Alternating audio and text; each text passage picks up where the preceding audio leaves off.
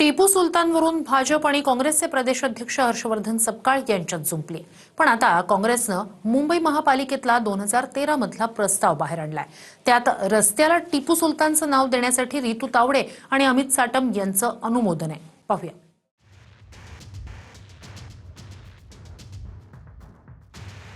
टिपू सुलतानच्या वादात आता काँग्रेसनं भाजपचे मुंबई महानगरपालिकेमधले जुने प्रस्ताव बाहेर काढले।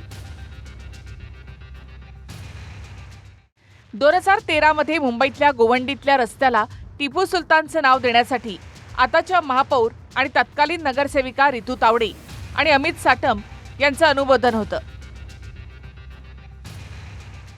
त्यामुळे हा दुटप्पीपणा असल्याची टीका काँग्रेसनं केली, तर भाजपनं आता आ बैल मुझे मार असं करू नये अशी टीका संजय राऊतांनी केली आहे। विद्यमान नगरसेविका महापौर रितू तावडे, अमित साटम यांचं अनुमोदन आहे टिपू सुलतानच्या नावानं रस्ते आणि बगीचाला नावं देण्यासंदर्भात। तेव्हा भारतीय जनता पक्षाने टिपू प्रकरणामध्ये आ बैल मुझे मार करू नये, महाराष्ट्राचं वातावरण बिघडवू नये। हर्षवर्धन सपकाळला माझी ही विनंती आहे की त्याने आजचं काय ते बोलावं। 13-14 वर्षापूर्वीचा कागद कुठला तरी काढलाय, पहिलं तर त्या कागदाची ऑथेंटिसिटी आम्हाला तपासावी लागेल। टिपू सुलतान हा आक्रांत होता। टिपू सुलतानने हिंदूंचा नरसंहार केला होता, हिंदूंची मंदिरं तोडली होती, हिंदूंचं कन्व्हर्जन केलं होतं। आमचा कालही टिपू सुलतानला विरोध होता, आजही विरोध आहे आणि उद्याही टिपू सुलतानला विरोध राहणार। काँग्रेसचे प्रदेशाध्यक्ष हर्षवर्धन सपकाळांनी टिपू सुलतानची तुलना छत्रपती शिवाजी महाराजांशी केली आणि त्यानंतर भाजप आक्रमक झाली। सलग दुसऱ्या दिवशी महाराष्ट्रामध्ये ठिकठिकाणी सपकाळांच्या विरोधात भाजपनं आंदोलनं सुद्धा केली। तर संविधानातही टिपू सुलतानचा उल्लेख आहे, शिवरायांशी तुलनेचा विषय नाही असं सपकाळ म्हणाले। ज्यांनी हिंदूंच्या हजारो लोकांच्या कत्ली केल्या अशा लोकांची तुलना करणं हे नीचपणाचं कृत्य आहे। हिंदवी स्वराज्याची स्थापना करणारे, हिंदूंना स्वातंत्र्य मिळवून देणारे छत्रपती शिवाजी महाराज यांच्याशी कुणाचीच या जगात तुलना होऊ शकत नाही। छत्रपती शिवाजी महाराज आणि इतर कुठलेही राजे टिपू सुलतानची तर बरोबरी होऊ शकत नाही। हे जे काय बरोबरी करण्याचा प्रयत्न करतायत ते दुर्दैवी आहे।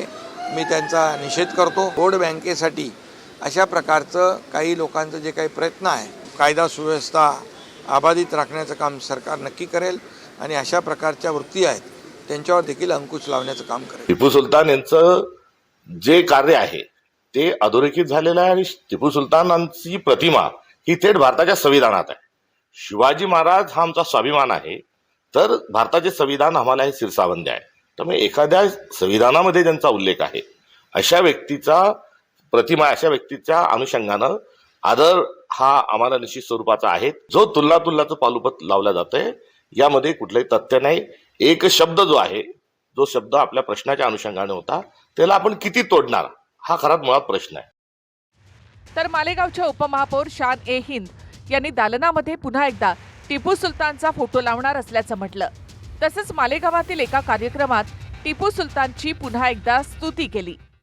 जिन्होंने तालीम को आगे बढ़ाने के लिए कोशिश की, वहाँ टिपू सुल्तान, हजरत टिपू सुल्तान की तस्वीर भी इंशाअल्लाह हमारे ऑफिस में रिपेयरिंग के बाद लगेगी कि हमारे हिंदुस्तान की सबसे बड़ी किताब जो हमारा दस्तूर है, वहाँ हजरत टिपू सुल्तान की तस्वीर है तो यकीनन हमारी ऑफिस में भी होनी चाहिए। अगर कोई ये कहता है कि ये बीते वक्त की बात है, टिपू सुल्तान को खत्म हुए बहुत वक्त हो गया, अरे फिरौन को भी खत्म हुए बहुत वक्त हो, लेकिन आज भी हम इबरत हासिल करते हैं। तो जिन्होंने अच्छे काम किए हैं उनको भी याद रखना।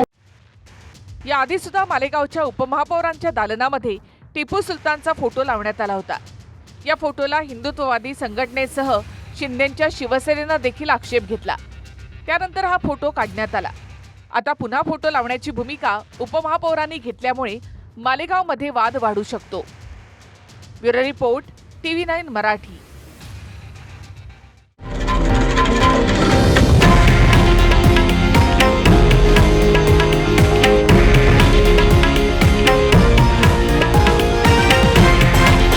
हे आहे देशातील नंबर 1 न्यूज नेटवर्क आणि आपण पाहत आहात TV9 मराठी, एकमेव।